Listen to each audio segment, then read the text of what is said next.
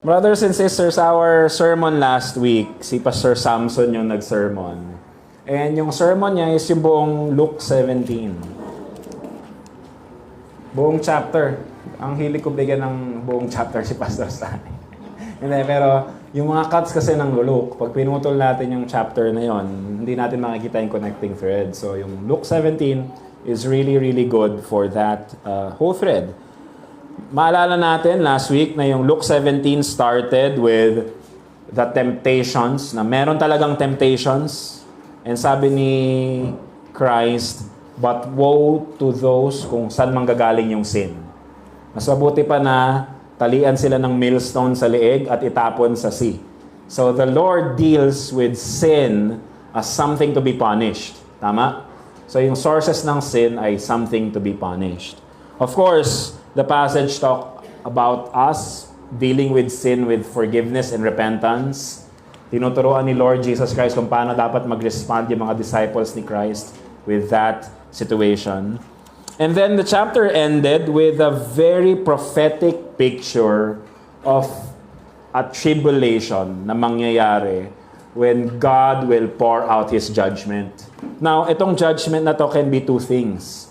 One, tandaan natin sa prophecy, para kang nasa mountainous na lugar, mountainous na view. Pag sa malayo ka, akala mo isang bundok lang. Di ba? Pero pag naglakad ka na, makikita mo, teka lang, dalawang bundok pala yun, magkalayo. Di ba? So, yun yung angle. In the same way, sa prophecy, sa Old Testament, as they look upon the end, minsan naghahalo-halo yung mga imageries na yun. Yung ibang imageries refer to the impending destruction and salvation na ibibigay sa kanila ni Lord during their time. For example, nung kay Isaiah, ang problema nila sa Book of Isaiah, sa Isaiah chapter 7, for example, lulusobin sila ng Samaria and ng Syria. So yung Judah natatakot. Pero ang prophecy sa kanila is, huwag kayong mag-alala, yung Assyrian Empire, susugurin sila. And then, there are some prophetic utterances that pertain to Christ and then pertain to Christ's second coming. So, makita mo yon, ang event, ito lang, yung Assyrian Empire lang yung problema, yung Syria and yung Jerusalem lang yung, Syria and Israel lang yung problema. Pero yung prophetic utterances, pinakita na may salvation today for them, and then may salvation pagdating ni Christ, kasi a virgin will give birth. And then, the government will be upon His shoulder. So, it talks about the second coming ni Christ. So, makikita natin yung imageries of hope na kala mo isang picture lang, pero in reality, it will happen in different times. So, sa Luke chapter 17, makikita natin yung cataclysmic prophecy na ito that will devastate people kasi sa isang field, makikita mo dalawa, and then isa na lang ang matitira. Then dito, dalawa yung gumagawa, then isa na lang matitira. And then kapag dumating na yung judgment na yon, kayo mga nasa tuktok ng bundok ninyo, tutok ng bahay ninyo, huwag na kayo bumaba para kunin yung mga treasures ninyo, tumakbo na kayo. Is that pertaining to the second coming? Or is it pertaining to something? Kung something, ano yung something na yon? There are scholars who believe na itong something na ito is pertaining to the destruction of the temple of Jerusalem na nangyari noong AD 70. So, si Jesus Christ ministered before, siguro 3 AD or 3 BC. Ganun yung pinanganak niya. And then, His ministering yung 30 AD or 20 AD. Destruction of the temple happened ng 70 AD. And alam niyo ang nangyari sa destruction of the temple? Sinunog ng Roman Empire yung temple, and then yung buong Jerusalem was razed to the ground. Talagang pinarusahan ng Roman Empire yung Jerusalem. And so, kapag ikaw nga naman nasa taas ng bubong mo, and then darating yung impending judgment na to, which is during their time, yung destruction ng ng temple, ang bubong nila, hindi kagaya ng mga bubong natin. Yung bubong natin pag ganito, so pag nasa taas ka, pwede ka pa rin naman tumalon-talon, di ba? Pero tandaan niyo, yung bubong nila, square, at yung mga bahay nila, dikit-dikit. So pagka nasa taas ka at tumalon ka, talagang pwede ka mag-parkour kahit di ka marunong mag-parkour ng time na yun. Talagang makaka-flick ka. Same point, flee immediately. Kasi wag mo nang kunin yung ano mo kasi grabe yung judgment. It will be swift. Kaya tumakbo na kayo. So, yes, chapter 17 pertains to the destruction of the temple. Pero sinabi ko nga sa inyo kanina sa prophecy, minsan nahalo. So, merong impending judgment sa kanilang present situation, but magkakaroon din ng impending judgment against sin. Kasi anong sabi niya nung una? Woe to those kung saan manggagaling yung sin. Mabuti pang itali yung leeg nila and then tapon sa sea. Here, at the end of Luke 17, makikita natin that sin will be punished by God. Sin will be dealt with by God, and it will be dealt with violently. Yung justice niya will pour down like river and will just consume lahat ng guilty before Him. It is in this light na dapat tignan natin yung mga parables na kwento ni Jesus Christ in Luke chapter 18. Kasi kung i-disconnect natin yung parables ng Luke 18 sa Luke 17, anong tawag doon? We have taken Christ's word out of context. Di ba mahalaga yun na alam natin yung context ng isang bagay? And so, kailangan hindi siya hiwalay doon para makita natin yung effect. Mamaya sasabihin ko sa inyo bakit delikado pagka nakuha siya out of context. But, as we continue, let us open our Bibles sa Luke chapter 18. And our passage is 1 to 17. Pastor, ang ikli nung sa'yo. Tapos kay Pastor Sani, mas mahaba naman. Of course. Yeah, pero yun yung natural cut. And I think this is the natural cut na madali. Next week, Pastor Reka will preach. And he will preach yung mga examples na nangyari sa parable na ito. Today, we will focus on these 3 parables.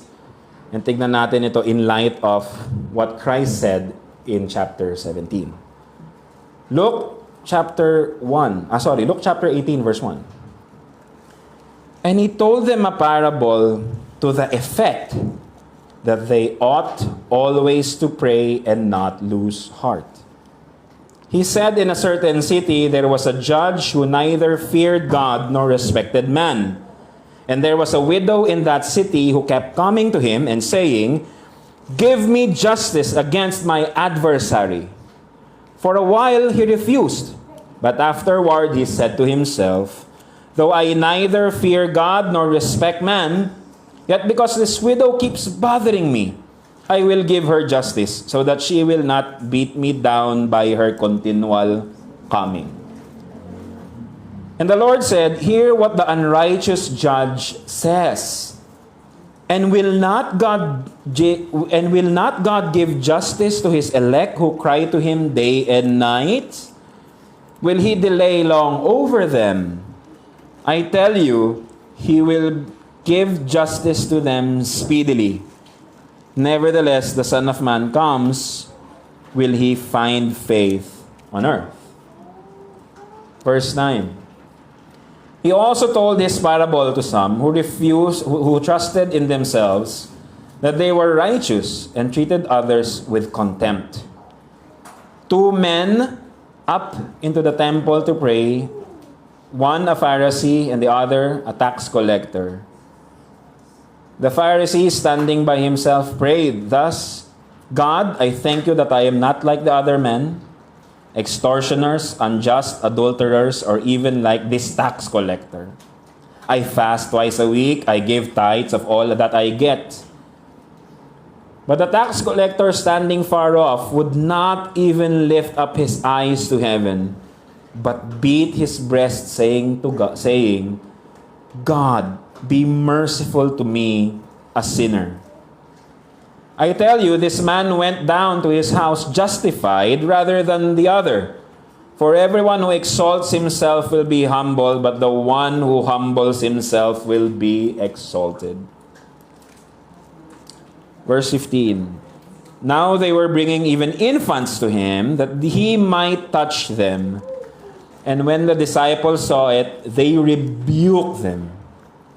But Jesus called them to him, saying, "Let the little children come to me, and do not hinder them, for to such belongs the kingdom of God. Truly I say to you, whoever does not receive the kingdom of God like a child shall not enter it." God bless the reading of His word. Mga kapatid, gaya ng mga disciples na kailangan natin ng reminder of why we ought to pray and not lose heart, and how to pray and how to cry to the Lord. Tayo din kailangan natin ng ganong klaseng paalala. So this morning, I am praying na ang bawat isa sa atin by the end of the sermon ay magkakaroon ng renewed awe and delight in God that will lead us to truthful prayer and longing sa Kanya. Tayo ay manalangin. Lord, humingi kami ng tulong to understand this passage. So we pray that may you open our hearts and minds, and may you speak the word to us. In Jesus' name we pray. Amen and amen. Mga kapatid, makikita natin na meron tayong tatlong parables dito sa kwento na ito. Yung una, parable of the persistent widow. Pwede natin sabihin yon. Pangalawa is yung parable of the Pharisee and the tax collector. Nung nag-pray sila sa temple. And yung pangatlo, hindi siya parable, pero scenario siya, wherein ang response ng mga tao kay Christ ay dinadala nila yung mga babies nila kay Christ. Mamaya, tignan natin yun. So, brothers and sisters, sabi ko kanina, itong chapter 18 na ito, we must understand in light of the impending judgment ni God against evil in 17. Tingnan natin ano yung last verse sa chapter 17. Ito yung last verse sa chapter 17 Verse 37. And they said to him, "Where, Lord?" Saan? Saan tayo? He said to them, "Where the corpse is, there the vultures will gather." Ano ibig sabihin nun? Ibig sabihin, magkakaroon ng maraming patay to the point na yung mga vultures mag-aabang sa langit para kainin yung mga patay na yun. So, meaning to say, merong picture ng devastation or calamity or death. And it will not be a pleasant scenario. So, brothers and sisters, anong mararamdaman ninyo pag one day, nagigising tayo sa news natin at sinasabi, nilulusog na tayo ng ibang bansa? Sabihin ninyo, depende sa bansa. Ano ba yan? US ba yan? Korea ba yan? Sana Korea, parang K-pop. And brothers and sisters, hindi niyo ba maisip itong reality na ito? That in our present situation, because of course, mayroong global tensions, but of course, pag-pray natin na wag naman sana, no? But no one can really tell. Pag titignan natin yung situation natin in light of human history, it's only a matter of time na there could be civil war, or there could be World War III, and there would be tensions na hindi natin maiiwasan na lahat tayo matadamay. If you know na merong ganong threat, how would you respond?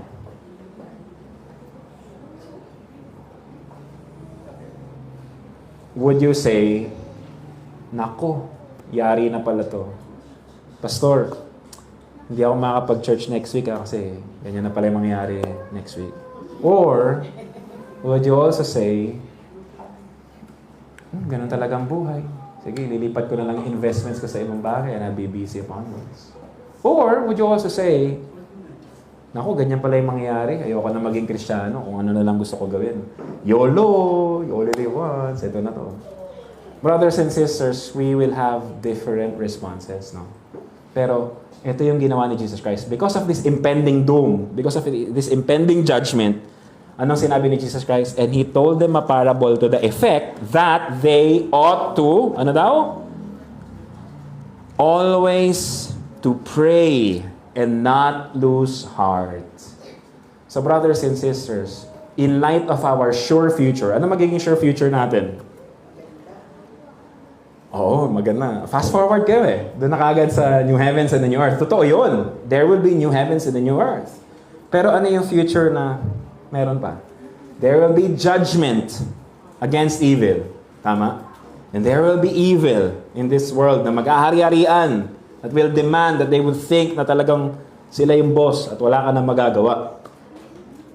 Brothers and sisters, In light of the impending judgment ni God against sin, we are encouraged by Jesus Christ not to lose heart and always to pray. Okay ba yun? Ang galing ng Panginoon, ano? So ito, habang iniintay natin ang muling pagbabalik ni Kristo, ito pala yung dapat natin gawin. We must pray and not lose heart. So brothers and sisters, ito ang tanong ko sa inyo, anong gagawin natin habang iniintay ang Panginoon? How can we say that we should always pray and not lose heart? Ano yung mga dapat nating gawin while waiting for Him? Question, are you still waiting for Christ? Nasa plano ba ng buhay ninyo? Nasa hope nyo ba yun? Kasi kung wala, baka mamaya overshadow nyo si Christ ng mga goals nyo, personal goals nyo in life. In light of eternity, your personal goals is nothing to this plan of God that involves all eternity. So brothers and sisters, while waiting for Christ, one, we have to lament over injustice. Ulitin ko As we wait for Christ, we lament over injustice. Ulitin ko we lament over injustice. Bakit? Kasi tignan niyo yung passage natin. Anong sabi ng passage natin? And He told them a parable to the effect that they ought always to pray and not lose heart. Ano yung parable? He said, in a certain city there was a judge who neither feared God nor respected man. Pinakilala tayo sa isang character at ano daw yung character na ito? Siya daw si judge. Ano si judge? Hindi siya takot sa Diyos at hindi siya takot sa tao. In short, ano si judge? Hindi ako nagsabi nun, Pilipino, no? I don't know. Corrupt politician, corrupt judge. He doesn't fear God and wala din siyang pakialam sa tao. Nandun siya for his position. Kung anong sabihin kong tama, yun ang tama. So we have a judge who is not faithful sa kanyang tungkulin. He is a corrupt judge. He is an evil judge. Okay? Pero tignan niyo yung kwento. And there was a widow in that city. Again, ano ang widow nung panahon nila? In our congregation, maraming widow dito. Tama? And of course, hindi ko sinasabi na porket ngayon ang widow pwede na magtrabaho, noon hindi. Pagka widow ka noon, bawal ka magkaroon ng ari-arian kasi bawal magkaroon ng ari-arian ng mga babae. Pwede lang magkaroon ng ari-arian ay mga lalaki, kaya ang asawang babae nakadepende sa asawa niyang lalaki. Pag namatay yung asawa niyang lalaki, saan siya aasa? Sino magmamana ng ari-arian nila? Yung asawa? Sa atin ngayon, ganun. Pag namatay yung asawang lalaki, ang magmamana ng ari-arian, yung asawang babae. Pero noon hindi. Ang magmamana yung anak na lalaki, yung firstborn. Kaso pag yung anak na lalaki, bata pa lang, hindi pa pwede ibigay sa kanya yung mana. Kasi kailangan lumaki muna siya. At ang mag-aalaga nun, yung estate manager nung asawang lalaki. Paano pag skinam yung widow nung estate manager? Paano kapag kayong widow, walang anak na lalaki? Paano kapag yung widow namatay yung anak niyang lalaki? Ano mangyari sa mana niya? Wala na. I'm not saying this so that widows today will feel comfortable na mas masawal pala noon, dapat pala mas thankful ako. No. Why?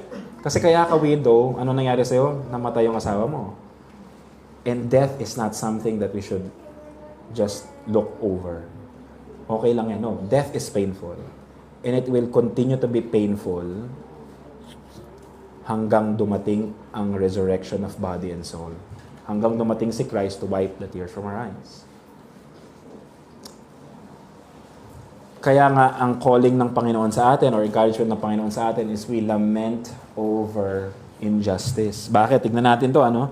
So ito si widow, alam natin na walang-wala and desperate for need. Nasa city na yun. At anong ginagawa niya? A widow who kept coming to him and saying, "Give me justice against my adversary." So meron siyang kaaway. Merong nang mali sa kanya. Anong sinasabi ni widow? Anong ginagawa ni widow sa storya? Punta siya ng punta kay evil judge. Hindi ko napapangalanan yung judge, ha? Huwag niyo nang pangalanan sa utak niya, magkakasala lang kayo. Pero itong si judge na ito, evil at kinukulit ng widow na, "Give me justice against my adversary. Give me justice against my adversary." Tapos ano sabi ni Jesus Christ? For a while he refused, but afterward he said to himself, ano sabi ng evil judge? Though I neither fear God nor respect man, aminado naman siya, no? Yet, because this widow keeps bothering me, I will give her justice so that she will not beat me down by her continual coming. Ang kulit na ito. Kahit na wala akong takot sa Diyos at sa tao, ang kulit nito, ayoko nang kulitin ako nito. Sige na nga, bibigay ko na yung justice. Sabi ni Jesus Christ yun. And nangyayari ba yun? Yes. Even in our present time, kahit gano'ng kakorap yun, kahit na wala siyang pakialam, minsan nadadaan sa kulit. Minsan nadadaan sa, sige na nga, sige na nga. At pagbibigyan ng tama. By God's grace. Pero tignan nyo, anong sabi ni Jesus Christ? And the Lord said, hear what the unrighteous judge says, and will not God give, ano daw? Ano sabi sa Bible? Mga kapatid, ang tinitingnan natin, wala sa ceiling, wala sa labas, nandito sa Word. Ano sabi sa Word? And, ano sabi? And will not God give, ano? Justice to His elect. Bakit hindi sinabi na prayer items? Bakit hindi sinabi na everything that you need, or everything that you want, or everything that you're praying for? Bakit sinabi specifically sa book of Luke, and God will give justice to His elect. Alam natin yung elect, pinili ng Panginoon, people niya, those who belong to Him. Before the foundation of the world, pinili niya to be His. Who cry to Him day and night. Naisip niya ba yun? Bakit justice? Kasi pastor, judge yun eh, kaya nga justice. So pag ako lalapit sa Lord, hingi ako sa Kanya, kasi prayer naman, pwede tayo humingi. While it's true that we can pray everything to the Lord and anything to the Lord, we are free to ask Him anything. Amen? Yes, we are free to ask Him anything. Pero mga kapatid, why does the book of Luke specifically worded this parable to be in such way? Mga kapatid, kailangan maintindihan natin yung context. Kasi kung hindi natin naintindihan yung context, gagawin lang natin yung parable na ito na, kaya pag magpe-pray kayo sa Panginoon, kulitin yung Panginoon para sabihin niya, sige na nga, bibigay ko yung blessing na ito. How many of you heard that kind of preaching? Di ba? Kulitin nyo lang ang Panginoon, ibibigay niya. Kaya hindi ka pinibless eh. Hindi mo sinasagot yung prayer ni Lord kasi, hindi sinasagot yung prayer mo kasi hindi mo siya kinukulit sa prayer. Kulitin mo lang ng kulitin. Faith lang yan. Brothers and sisters, that is exact example of taking the passage out of context. One, si God ba ay evil? No.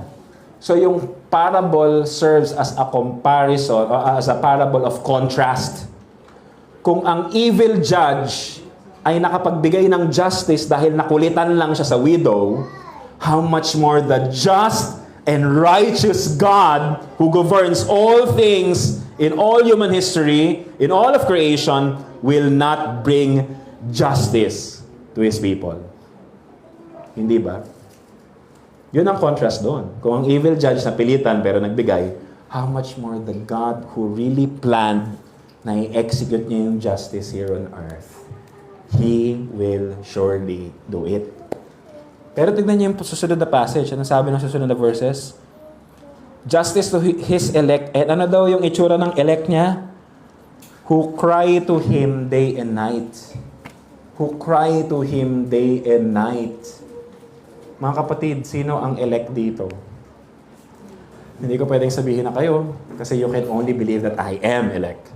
So who is the elect here? Tayo. Kayo. By faith. As you trust in the Lord, kasama ako dun sa elect ng Lord. Question, are you crying day and night?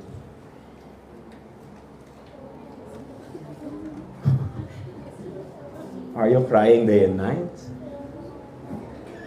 Mga kapatid, lament is not popular kasi lament is not welcome mood for mainstream evangelicalism. Bakit? Kasi gusto natin, okay na tayo. Ay, si God will take care of it, okay na yan. Okay na yan. Pag namatayan, okay na yan, at least wala na siyang pain. While it's true, no? Pero okay na yan, wala nang pain. Pero, teka lang, nagluluksa pa ako eh.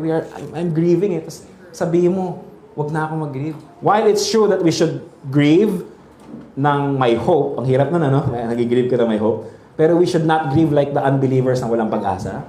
You should grieve, we should lament over something that is wrong, and we would cry before the Lord. Hindi siya okay na mood kasi gusto ng evangelicalism, lahat may sagot. Kaya ako may critic ako sa mga evangelical films, sa mga Christian films. Ang pangit, sorry ha. Lahat ng problema may sagot. Ang nakaka-inspire, tapos pinapanood natin, parang lahat, wow, ang galing naman, magic. Ganun ba sa buhay? Lahat ng problema may sagot? No. There are many of you now sitting here today, trusting the Lord, that the Lord has saved you, the Lord has forgiven your sins, but there are many questions that remain in your life. Bakit ganito yung nangyari sa akin? Anong mangyari sa akin? And why is this the case for me? Why do I have this sickness? Why do I have no money today? Why do I struggle in dealing with this situation? Bakit ganun yung nangyari in my past? Why was I hurt? Why was I betrayed? Many of us still have that unanswered question. Tama ba? We might not know the answer here in this world. I don't know if we will know the answer pagdating ng panahon. Kasi hindi naman tayo magiging all-knowing. But one thing we know, hindi tayo pinabayaan ng Panginoon. And the Lord is not deaf, for He listens to every cry na lumalabas sa ating mga bibig. Minsan hindi na natin masabi sa Kanya. Because we are crying internally. Nasa na ba yun? Umiiyak nang walang lumalabas sa bibig. Brothers and sisters, you open your Bibles to Psalm 43, 1 to 3.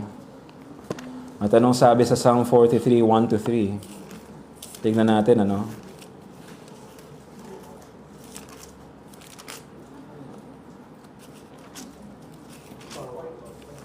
(43) 1 to 3.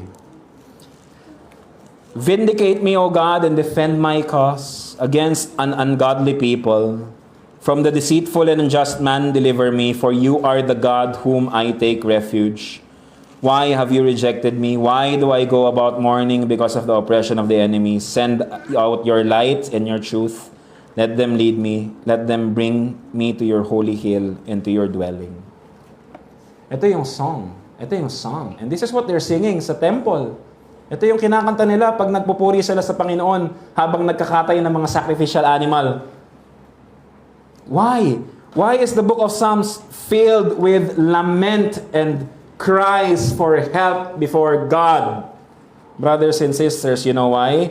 Kasi pag sinabi kong injustice, I'm not just talking about yung mga funds sa PhilHealth na nawala or yung mga gold reserves na hindi daw natin makita kung saan o yung mga corruptions na nasa lipunan natin that are filtering our news and pinag-aawayan na ng DDS at kakamping pero hindi naman talaga sila dapat ang tunay na magkalaban because we know that we are battling against sin, and isa sa manifestation ng sin in this country is yung corruption in the government.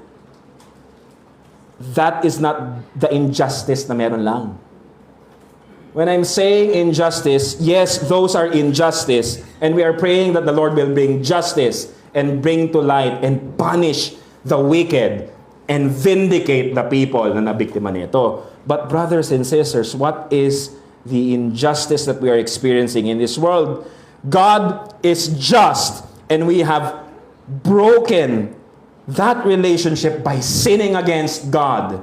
And as we have sinned against God, kasama sa injustices natin now is that evil came into this world.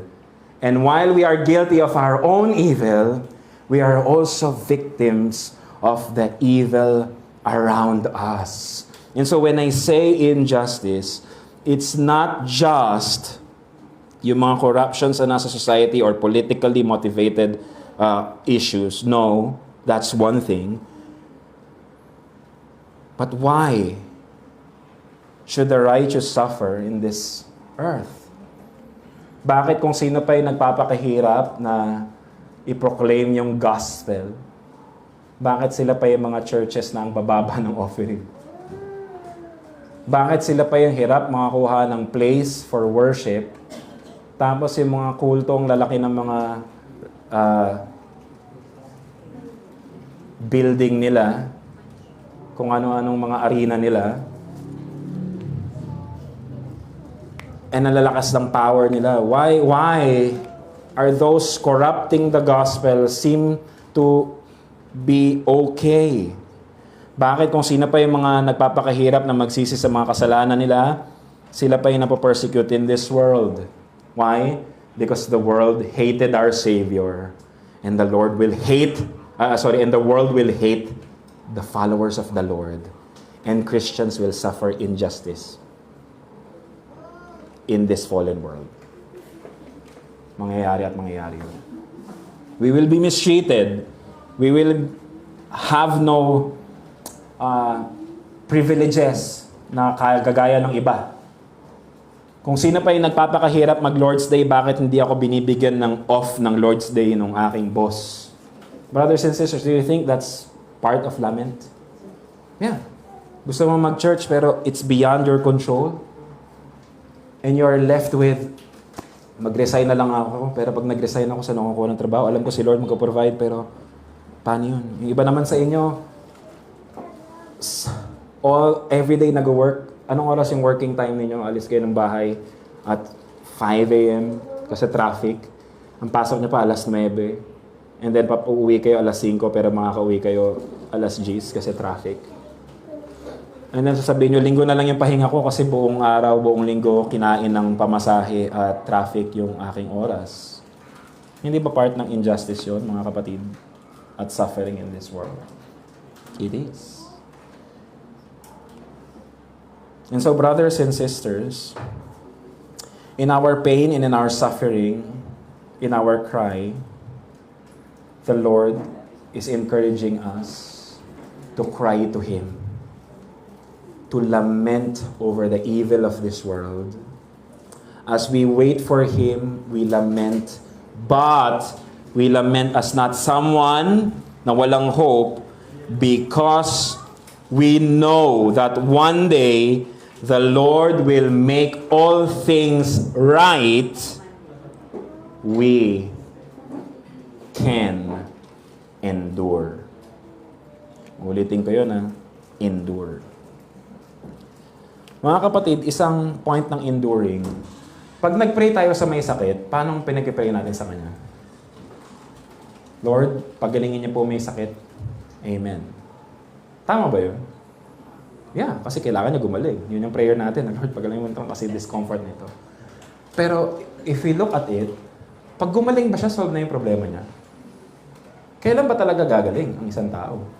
Hindi ba ang ultimate na healing ng bawat isa sa atin ay yung pag dumating si Jesus Christ and He gives us a new body that is not subject to death and decay dahil meron tayong glorified body in Him. That is the new creation.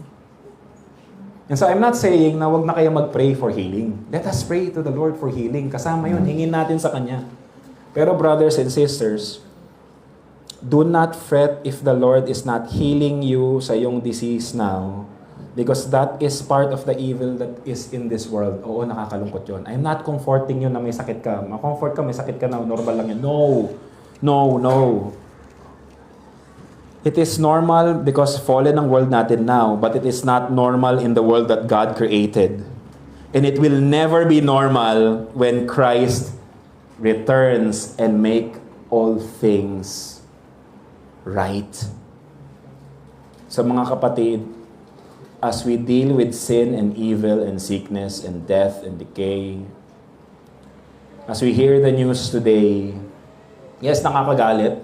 Hindi ko sinasabing huwag na kayo magalit. But isang option natin as church is to lament. Lament over our sickness. Lament over our mental health. Lament over our past experiences. Lament over what we hear in the news, in the radio. Lament over all the things that is not right in this world, but hope. And hope in this reality that Christ will come to make all things new. Death will be no more. At anong comfort natin? Iniipon ni Lord yung ating mga luha. Alam niyo ba yun? The Lord is, sabi may isang psalm na, iniipon mo yung tears ko in your bottle. Sabi ko sa inyo, hindi yun tutuyuin para maging display. No. That is a figure of speech na the Lord knows every tear that you shed. Then every tear that you shed is important to Him because He loves you as His son, as His daughter. Kayo ba mga kapatid, pag may mga anak kayo, di ba? Pag umiiyak ang anak ninyo, anong pakiramdam ng mga magulang na nagmamahal sa mga anak ninyo? Ang sakit, di ba? Iba nga sa inyo, sinabi pa, nung may anak, yung bata yung anak ninyo, huwag na lang siya magkasakit, ako na lang. Nung tumanda, bahala ka sa yung matanda ka na. Hindi, no. But there are some times na kahit matanda na yung anak mo, and you know they're suffering, ang sakit din sa inyo yan bilang mga magulang. How much more the God who loved us by sending His Son to die for us so that we will be gathered as His people in Himself. The Lord is not apathetic. The Lord is sympathizing sa lahat ng Christ natin. And He is not saying na, wag na kayo maglament, darating yan, isusolve ko naman lahat. No. We lament, we cry, but we hope in Him. Brothers and sisters, when was the last time na kayo ay naglament over evil?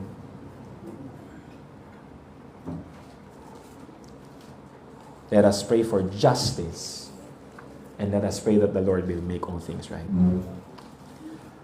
Sa ating second parable, tingnan nyo kung paano siya naging konektado. Diba?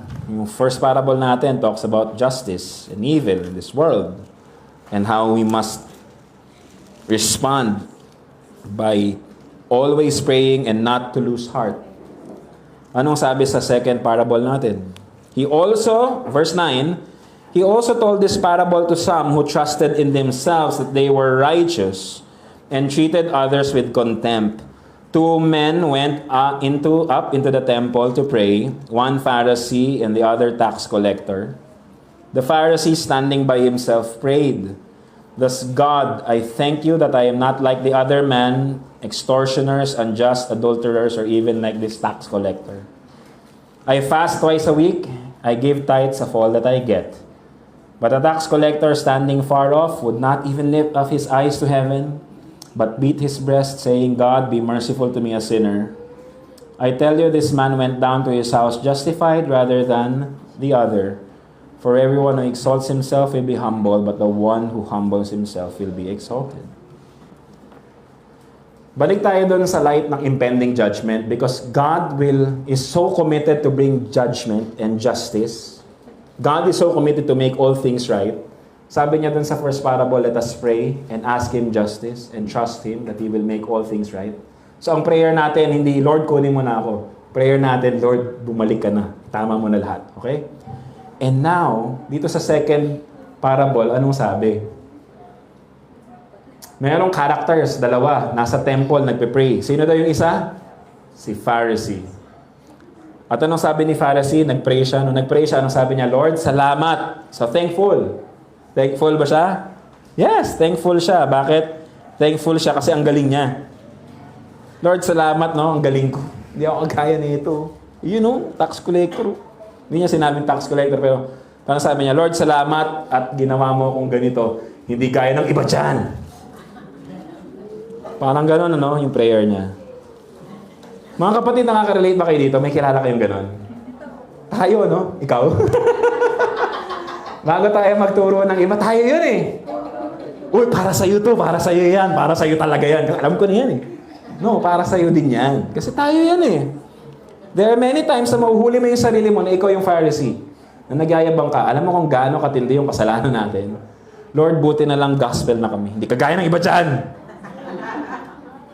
Yes. Although totoo yun, ano, na we value yung clarity ng gospel. And meron talaga mga churches na hindi talaga binavalue yun. And we thank the Lord na praise God, yung church natin, yun na yung nangyayari sa church natin. But, ang keyword is not thanking God for the blessings na meron tayo na wala sa iba. No, that's not the point. The point is, when you are so self-righteous and you look at others with contempt. Ulitin ko you look at others with contempt. Tama? Treated others with contempt. Verse 9. Who trusted in themselves that they were righteous and treated others with contempt. Boasting in the gospel is not trusting yourself. Bakit? Kasi you are boasting in the gospel. Anong ginawa ni Christ? Hindi sa sarili mo. So it's okay lang sa atin na church na magpasalamat tayo na praise God, the church is boasting in Christ. And we pray that the church will continue to boast in Christ. Okay? Hindi sa sarili namin. Hindi kami magaling. It's because of the Lord's work. Siya yun. But sometimes, kahit ganun yung ating prayer, hindi natin maiiwasan that we would treat others in contempt. Ano ibig sabihin nun? Tinitignan mo na mababa yung iba dahil mas magaling ka. And this is a thin line. To those of us na clear na tayo sa gospel, alam na natin yung difference ng preaching na walang gospel at yung preaching na may gospel.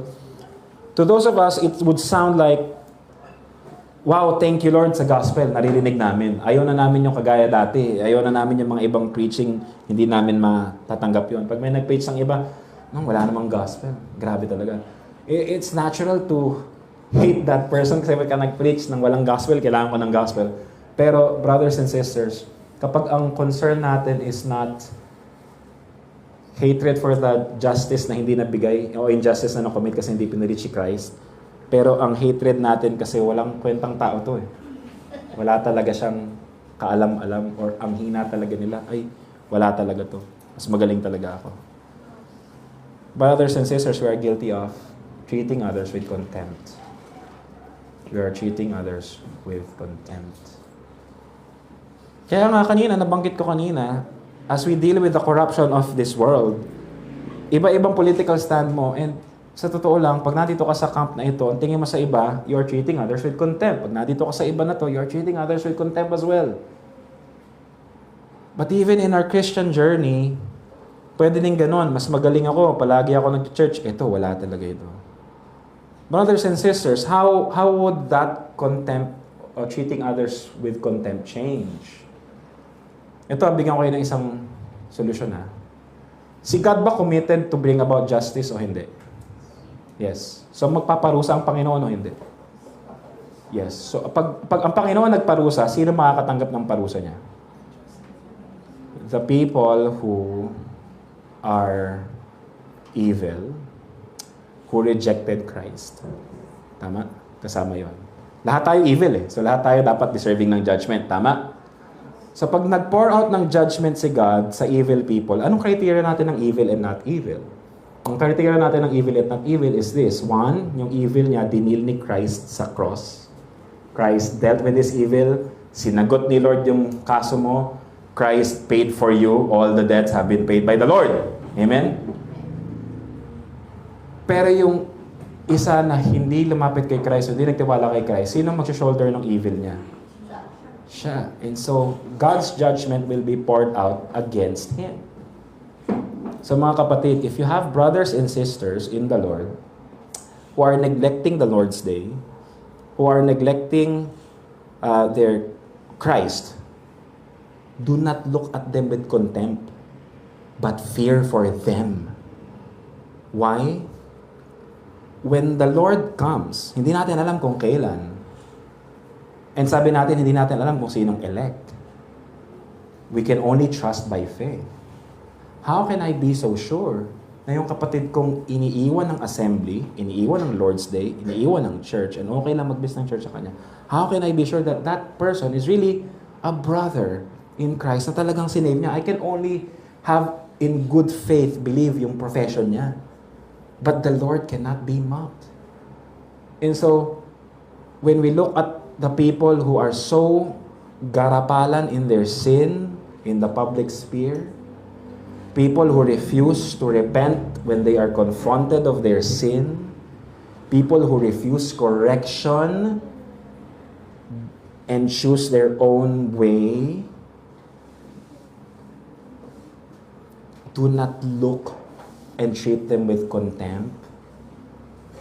Kasi kung maiisip mo lang yung judgment na ibubuhos ng Panginoon para sa evil person, you would truly say, Lord, please save this person. Please save these people. Sa salitang Tagalog, ako ang kinikilabutan para sa kanila. And it's not contempt. Kasi it's concern.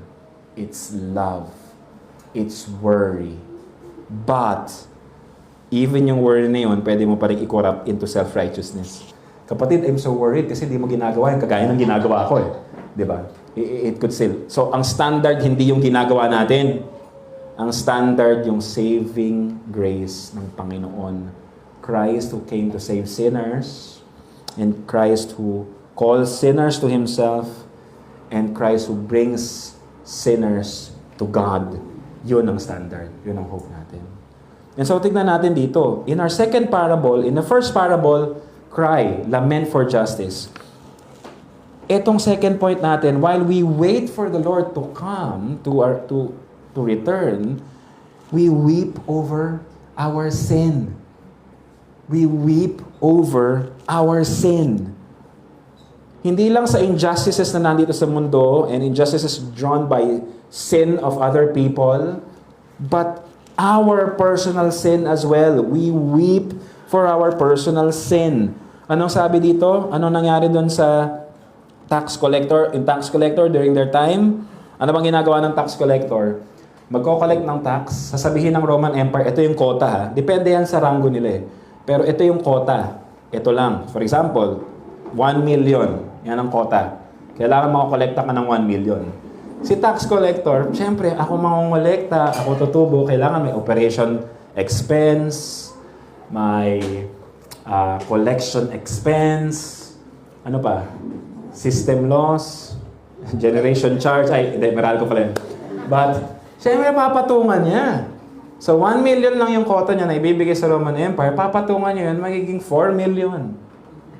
And kukunin niya yun, at yayaman siya doon, at i-enjoy niya yun. At ang saya-saya niya. Bakit? Well, trabaho lang, walang personalan. So, dami niyang singsing, dami niyang ginto, trabaho lang, walang personalan. Depende yun sa rango mo, kasi kung ako nasa baba, magkano kailangan ko i-turn over? 10? O sige, bigyan mo akong 12. 15. Or kaya, sige, huwag mo na lang declare lahat. Konti na lang. Akin na yung iba. Familiar ba kayo doon? Hindi ko sinasabing BIR yun, ano? Pero, it seems, parang ganun. Walang pinagbago yung corruption before and now. But brothers and sisters, dito, yung tax collector na ito, aware siya sa sin niya. Aware siya sa unworthiness niya before God. Correction ha. Iba ang worthless at iba ang unworthy. Okay? Ang worthless, walang kwenta. Hindi tayo walang kwenta. We are created in the image of God. Maniwala ka o hindi, you are rejecting God, but you are not worthless. You are created in the image of God. But, we are all unworthy. Hindi tayo worthy sa presence ni God. Kasi anong sabi ng passage dito? Tingnan natin, ano? Sabi ng Pharisee, sabi ng tax collector, standing far off. Hindi nga siya makalapit eh. Would not even lift up his eyes to heaven, but beat his breast saying, puso, gano'n ba? Gilas. Beating his breast, ano sabi niya? Saying, God be merciful to me, a sinner. Why? Alam niya sobrang makasalanan niya. Alam niya na ano siya sa sistema na stuck siya. If only someone could rescue me, yun ang gugustuhin niya.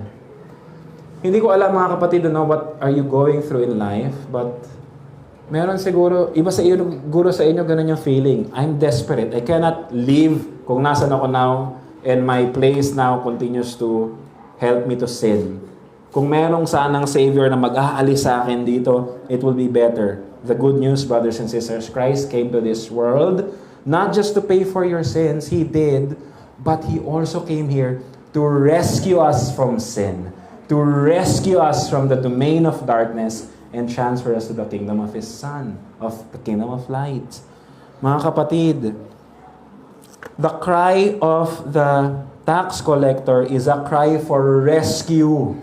Help me, Lord. Have mercy on me, Lord. God, have mercy on me. Brothers and sisters, you will only cry mercy pag alam mo na may justice na para sa iyo. Alam niyo ba, connected yun, di ba? Mercy, grace, and justice. Anong pinakaiba ng mercy at grace? Mercy, deserving dapat para sa iyo, pero hindi binigay sa iyo. Dapat parusahan ka, pero hindi ka pinurusahan. Tawag doon, mercy. Grace is something na hindi ka deserving, pero binigay sa iyo. Hindi ka deserving ng eternal life, pero binigay sa'yo ng eternal life, grace. Okay?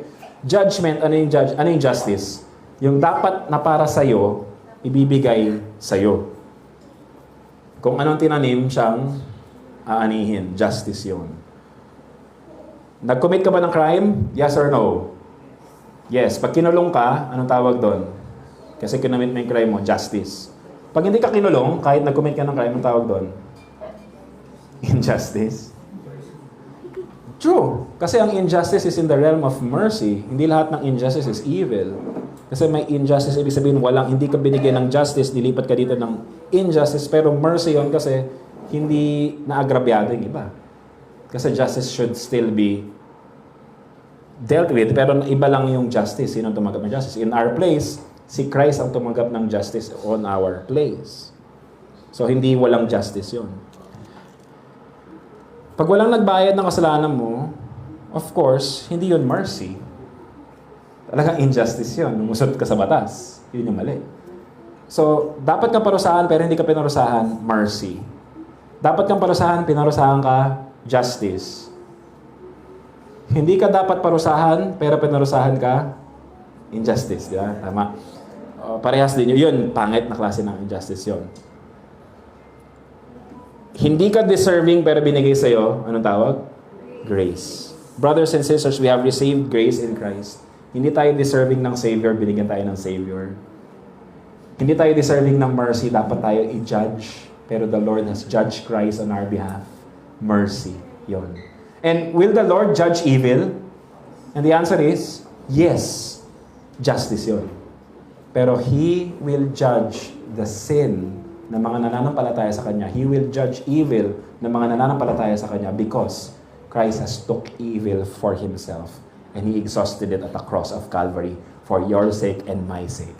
Ang katunayan nun, after 3 days, nabuhay siya muli and He conquered death and sin and He is alive and He ascended into the heavens and one day He will come back to judge the living and the dead. So while we wait, we lament over injustice and we weep over our sin.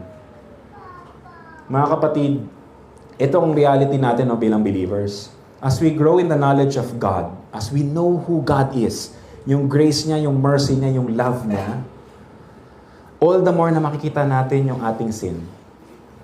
And habang nakikita mo yung beauty ni God, nakikita mo yung sarili mo na papangit na papangit.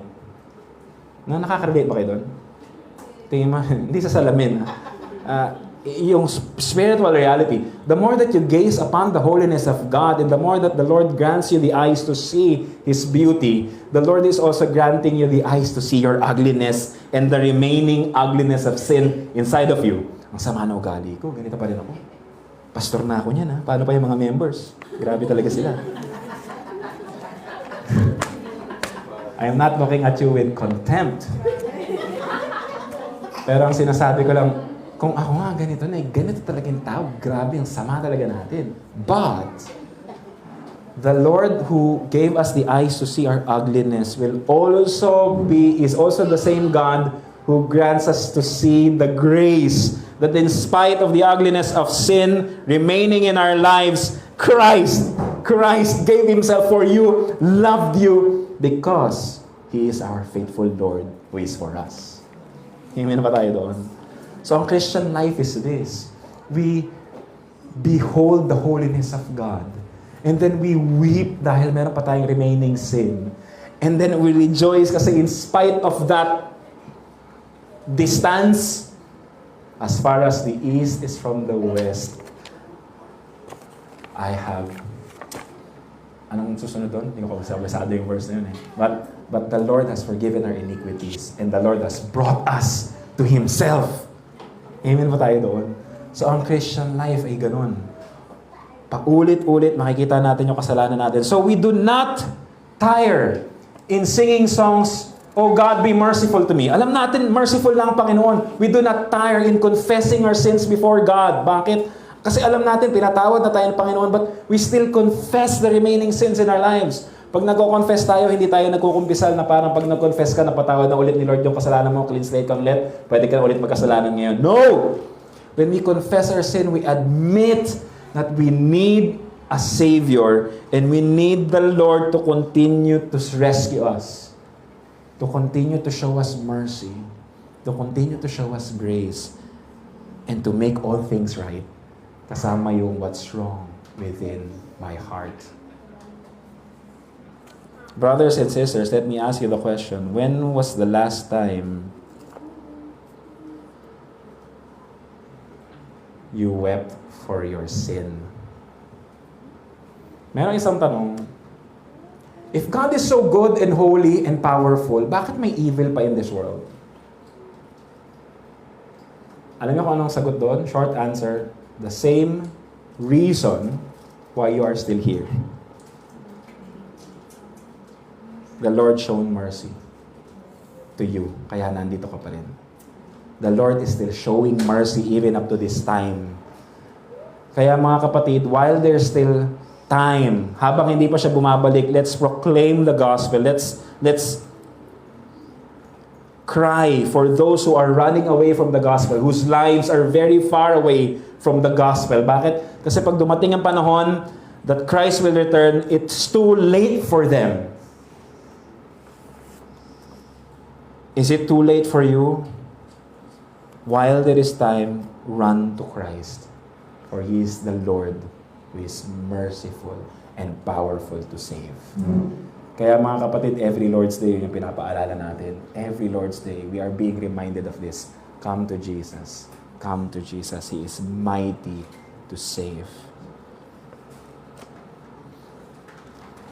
Brothers and sisters, for the last time, anong gagawin natin? So summary, anong gagawin natin? As we wait for Christ's return, we should lament over injustice. Sa lahat, no? Yung death and decay and sickness, kasama yun. As we wait for Christ's return, we must weep for our sins. Tama? Lahat ng kasalanan natin, let us weep for our sins. Malungkot lang ba lahat ang Christian life? No. Kasi ang third natin is this. As we wait for Christ's return, we gladly receive God's kingdom as a gift. We gladly receive God's kingdom as a gift. We rejoice dahil meron tayong kingdom that cannot be shaken. Ano sabi? Sa verse 15 onwards, now they were bringing even infants to Him that He might baptize them. Ay, hindi po. Sa verse 15, that He might touch them. Itong passage na ito, of course, malinaw lang, no? Hindi ito passage for infant baptism. Walang malinaw na passage that infants should be baptized per se. Hindi siya in-explain. In our baptism class, we would know about it and explain natin yan. But, here we can see na yung mga tao, dinadala yung infants kay Christ. And then, anong response ni Christ? Ang response niya, tignan muna natin yung response ng mga disciples. And when the disciples saw it, they rebuked them. Anong ginawa ng disciples? Rebuke. Psst! Huwag yung dinadala si mga bata kay Jesus. Psst! Huwag yung dadala niyo. Hindi ako mag-react ba? Hindi. Huwag yung dadalhin yung mga bata dito kay Jesus, ha? Ang iingay niya mga yan eh. Psst! And anong sabi ni Jesus Christ? But Jesus called them to Him, saying, let the little children come to me, and do not hinder them, for such belongs the kingdom of God. Surely I say to you, whoever does not receive the kingdom of God like a child shall not enter it. Ito yung reason sa church natin, bakit tayo nag-baptize ng infants, ng mga believers, anak ng believers. And bakit sa church natin kasama yung mga infants? Bakit? Kasi to such belong the kingdom of God. If Christ is so eager and generous to give the kingdom to the children and welcome them in His presence, tapos sa church natin, ilalayo natin sila sa, dun kayo sa children's church para huwag kayo magulo. Hindi ba para tayong mga disciples na rebuke ni Jesus? And so, yun yung kailangan nating matutunan. How will the children receive the kingdom ni Christ? Brothers and sisters, sabi ni Christ, truly I say to you, whosoever does not receive the kingdom of God like a child shall not enter it. Ito ay ginamit ni Lord as illustration para sa atin, para malaman ng para magsilbing example sa atin. Ang example ng pananampalataya ay hindi yung macho man na lumipol ng 1,000,000 mga kalaban dahil sinabi niya, faith lang to! Ang example ng faith ay hindi yung isang tatay na nabayaran lahat ng bills kasi sinabi niya, tiwala lang to. It's not about great men who conquered and proved themselves. No. Ang example na ginamit ni Jesus ay infant. Helpless infant. Why? Brothers and sisters, like you and me, we are helpless before the Lord. But the Lord in His good pleasure gave us the kingdom of God. Anong sabi niya kanina sa chapter 17? Sabi niya sa chapter 17, the kingdom of God is in the midst of you. Kailan niya sinabi yon? Nung nagpagaling siya ng lepers. Di ba? 10 lepers pinagaling niya. Tapos sabi niya, pumunta kayo sa priest and gagaling kayo. Yung siyam sumunod, sabi nga ni Pastor Samson last week, may faith naman kasi sumunod kay Christ eh. Pero yung isa lang yung bumalik at nagpasalamat. Sino yung nagpasalamat sa kanya? Kay Christ. Yung Samaritan. Bakit yung Samaritan pa yung nagpasalamat at hindi yung Siyam? Yung Siyam ba ungrateful? Sinunod naman nila si Christ eh. Pero bakit yung Samaritan bumalik? Ito kasi yung reason. Pag gumagaling na yung Samaritan, saan siya pupunta dapat? Sa priest. Saan ang priest? Nasa Jerusalem. Sa mga Hudyo. Ang Samaritan ba welcome sa Jew? Welcome sa temple? No! So the priest will not receive him. The priest will say, shoo! So saan siya pumunta? Sa true high priest, Christ. And Christ welcomed him. And tandaan ninyo sa Old Testament ang naging problema, nahiwalay yung Northern Kingdom at yung Southern Kingdom. Yung Southern Kingdom na Judah, ang capital, Jerusalem. Ang Northern Kingdom, Israel, ang capital, Samaria. Katabi ng, hindi ng Leyte. Samaria. And yung Samaria, yun yung Samaritan din. In a way, may shortcut lang na halo-halo kasi sila eh. Basta bumalik yung mga nasa Northern Tribes, Samaria, iba-ibang lahi na yun. And when Jesus Christ welcomed the Samaritan leper and healed him and restored him, anong sinabi niya? The kingdom of God is in your midst. Bakit? He is not just the king of the Jews, but he is also the king of Samaria, na Israel before, na nahiwalay na kingdom. Symbolizing the united kingdom of Israel na Judah and the 10 tribes. At hindi lang yon ang fulfillment nito sa Acts 2. When hindi sa Acts, hindi sa buong Acts, when the Holy Spirit was poured out not just to the Jews, not just to the Samaritans, but also to the Gentiles, to all peoples of the world. At kasama tayo doon. Because our Lord is the King of Kings. Our Lord is the King of all the world. Our Lord reigns, and His kingdom is beyond national borders. Our King is beyond borders ng time. Time and time again in human history, meron kang Babylonian Empire, meron kang Assyrian Empire, meron kang Roman Empire, meron kang Greek Empire, meron kang Persian Empire, meron kang American Empire, meron kang Chinese Empire. But the kingdom of God is eternal because we have an eternal King who rescues His people kahit helpless sila. Ang galing ng Panginoon natin. Sabi sa Hebrews 12:28, therefore let us be grateful for receiving a kingdom that cannot be shaken, and thus let us offer to God acceptable worship with reverence and awe. In Colossians 1:13, He has delivered us from the domain of darkness and transferred us to the kingdom of His beloved Son. Brothers and sisters, wala tayong ambag sa kingdom ng Diyos, but our great God generously gave us a kingdom, and He is our King. So yes, Filipino tayo? Yes. Pero hindi lang tayo Filipino citizen. Iba sa inyo, senior citizen din. Pero hindi lang yun. We are citizens of the kingdom of God, and He has bought us with His blood. So, the earth can fade, the earth can suffer, the earth can face yung mga economic crisis and hindi stability, political instability, injustices all around, which is what we should lament for and weep for. But know this, heaven and earth will pass away, but our Lord will never pass away. Let us trust Him and be secured in Him. For we have a God who is concerned sa'yo. And one day He will come back to make all things right. Let us come to Christ who is our salvation. Let us pray. Lord, we are looking for the hope of our eternal life, that one day the kingdom of the world will become the kingdom of our Lord and of His Christ, and you will reign forever and ever, sabi sa Revelation 11. We are praying for the day wherein you will make all things right, wherein sin will be no more and death will be no more.